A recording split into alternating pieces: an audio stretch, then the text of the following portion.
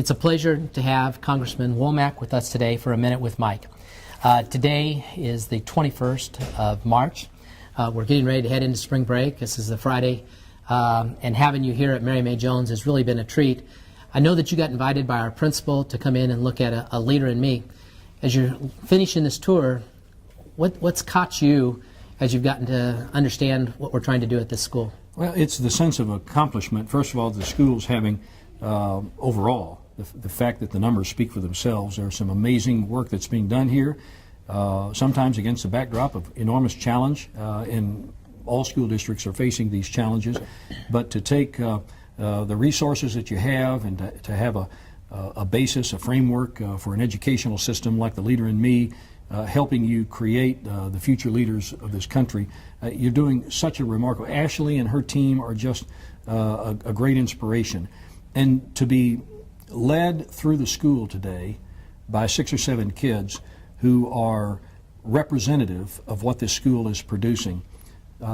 Mike, these kids, to me, and I get to go to a lot of schools, these kids are performing at a higher level of achievement and capacity than what I see from some of their contemporaries in other schools. And I just think that's a reflection of a couple of things. First of all, the fact that you've got great leadership here throughout the district, but also because they are teaching some concepts that will be years in the making for a lot of their contemporaries. And to get them at such an early age, I think, is vital. Congressman, you know that A Leader in Me is a Stephen Covey approach, and really revolves around 7 habits that he uses with highly effective leaders or highly effective teens, and in this case it's for elementary students.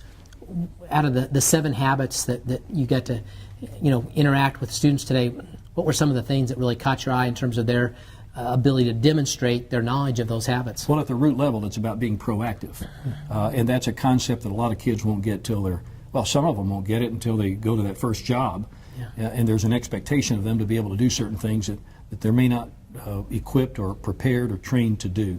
The fact that right here at this school, from kindergarten on, these kids are getting the opportunity to understand what proactivity is about. And then as you go up the tree, as it were, the tree that I saw in the hallway, to try to find win-win solutions, to look at the outcome. What's the end game here? Yeah. I mean, these are things that typically don't get taught sometimes until college, or like I say, that first job, or maybe well into a career, where you start looking at what our end game is and how can we do what we can do now to be able to influence those outcomes.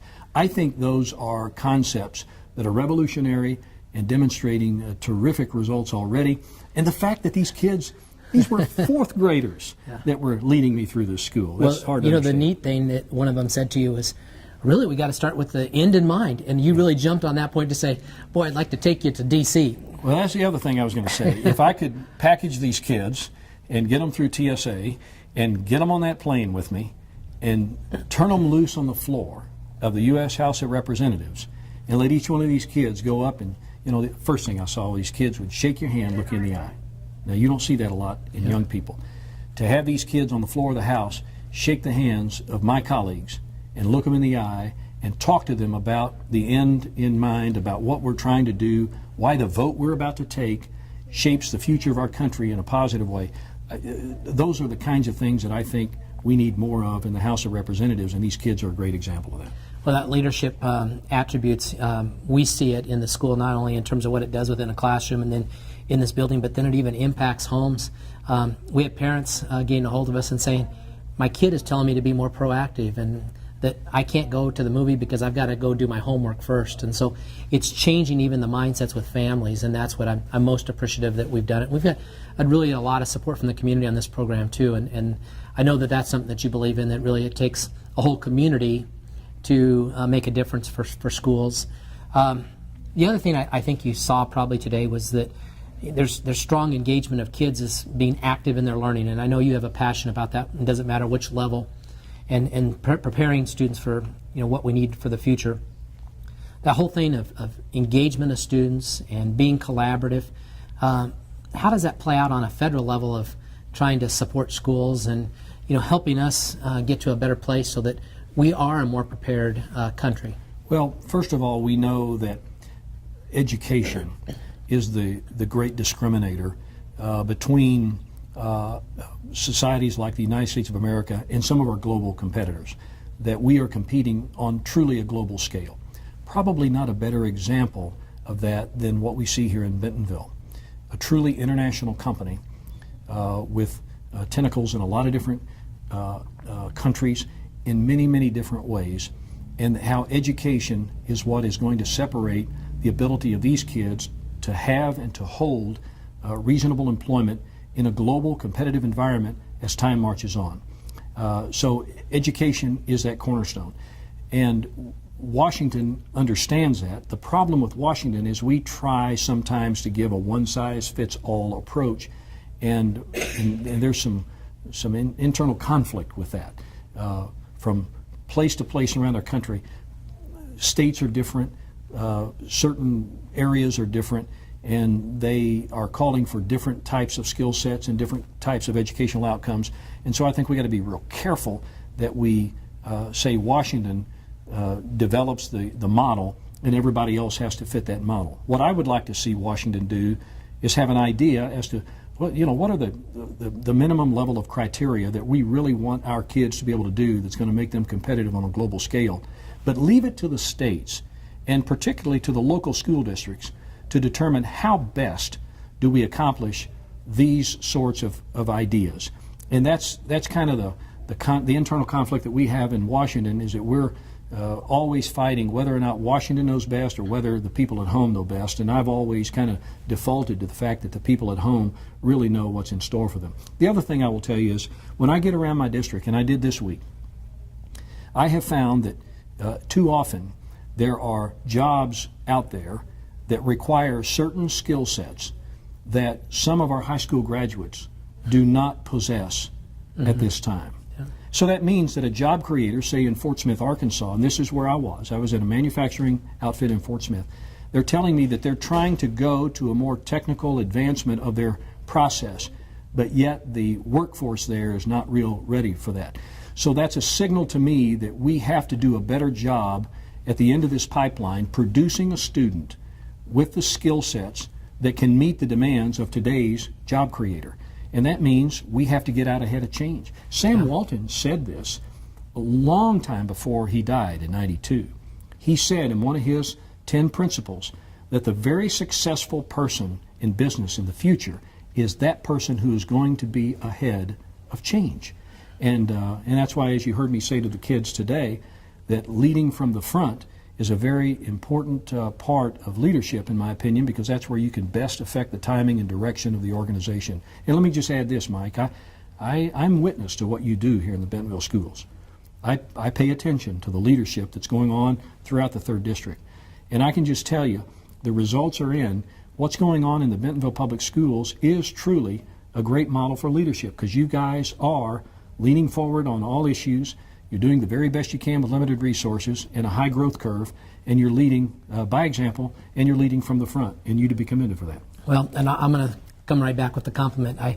One of the things that I've noticed, and I've seen you now speak in front of kids multiple times, whether it's within small groups, classrooms, or an entire assembly, that you just have this connection. Were you ever an educator at some point that gives you that gift, or is it just a passion about children in general? Just love kids. Love kids because I know, I guess if I had to Dr. Phil myself, one day my dad was, when he was in broadcasting, he's still in broadcasting, but Dad would take me to political events, covering those for his radio station, and introduce me to political leaders. Then it was in Missouri. And he would always teach me, now, son, I want you to give them a good firm handshake, and I want you to look them in the eye. Because and I saw these kids today, when they shook my hand, they looked me in the eye, good firm handshakes.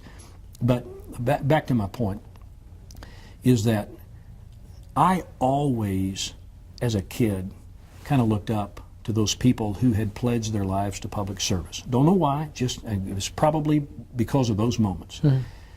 And so now, as one of those people, when I reach down to shake the hand, I'm actually shaking the hand of me, because I was there once. Yeah. And so nothing charges my battery more than to play some meaningful, inspirational role for a young man or a young woman who is going to make a commitment to be part of the solution. Well, and speaking not of part commitment, problem. the other thing that you shared today with the students here is your pride in Bentonville schools on a pretty significant accomplishment of how many students we've matriculated to the very highest level of institutions in our land of our service academies. And you threw out a number that I'd like you to repeat, because I think that's something we should all be proud of in this community. Well, and it's pretty well unprecedented. I'd have to go back and do some history on it, but in this particular school district over the last decade, there have been 20 kids who have been offered appointments to the nation's military academies. Now let's put that in the proper context. Any school in America would love to have a kid win or earn an appointment to the Naval Academy, Air Force Academy, West Point. Any school anywhere. There are many schools that will go many decades and not produce one. But over the last, I think it's 10 years or so, 20 kids, 20 Bentonville Tigers, have received offers of appointment to the service academies of this nation, most of whom have accepted those appointments and either are now in those training environments and educational environments, or have accepted their commissions as ensigns or lieutenants and are now serving their country in a remarkable way. And that's a benchmark for me. When I tour around my district, I use Bentonville as an example. If you really want to see a school district that has broken the code on intellectual leadership, look at Bentonville, because they are the best example that I can think of. And I know of no other school, there's certainly not one in my district or around the state, that can lay claim to the fact that they have 20 of their kids have these kinds of offers. That's a credit to not just you and your board, but to the teachers and to the parents, to the kids themselves. Business community. And the business community that puts a premium on education. Isn't that something? And, you know, I'm going to leave with an open-ended question, and I'm going to frame it to start off with it. Being a part of this community now, and this is my third year here as the superintendent, it's such a privilege to be the superintendent of Bentonville Schools and get to work with so many fantastic people and wonderful families, and the results we're getting we really are proud of. You, on the other hand, get to, you know, represent Northwest Arkansas as a congressman, and I know you have a great sense of pride, and I just want to let you kind of make your final statement with this video message out to constituents that will look at this, of the pride that you have about getting to serve for us. Okay, and thank you. First of all, what a great honor it is to be at Mary May Jones today and do this tour and see what these wonderful folks are doing, and the principal and the talented staff that she's assembled here, and the great leadership from the Board of Education on down. I represent arguably one of America's premier growth districts, economic development districts in all of America. Northwest Arkansas, by any measuring stick, is really a very, very special place. Speaker Boehner, Leader Cantor, the Whip, Kevin McCarthy, they all know all about Northwest Arkansas. They're very familiar with our corporate partners, the Waltons, and they're very familiar with the Tyson family and the Hunt family and University of Arkansas and all the things that are nestled up here in this great Northwest Arkansas area. And not a day goes by that I am not reminded of the fact that we have so much to be thankful for. But look, a lot of it is because we have a philosophy here, and I call it kind of the entrepreneurial spirit, that it's not going to be done by government. It's going to be done by us. And so when we dammed the White River many decades ago and created a water source for Northwest Arkansas, when we created the interstate highway that scoots up from Alma all the way through Northwest Arkansas, built the regional airport, developed the land-grant university, the community college, the institutions of health care, and the great local government. When we built all these institutions, we did it because we knew it was not up to government to do it. It was up to we the people. And so I am just thrilled every day to wake up in Washington and go to the Capitol and represent truly one of America's great areas, the 3rd District of Arkansas, and the genius behind it all begins with the premium we put on the education of America's next greatest generation. And your time today speaks loudly of how much you value that. And when I look at this community, and just to add on to your words, it's a community that always looks to get better. And they're not afraid to go roll up their sleeves to try to make it better. whether that's educators or board members or business leaders that come in and interact with us, or congressmen that come and are willing to spend time and really invest and be with the people, be with fourth graders and listen to them and ask them things, and then be able to give them. And I can't thank you enough.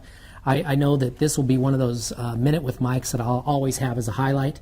I appreciate so much that you've been willing to spend time here at Mary May Jones, and wish you the very best as you finish out the rest of your day here in Bentonville. And thank you so much. Great. Thank you so much. Honored to be with you. Thank you.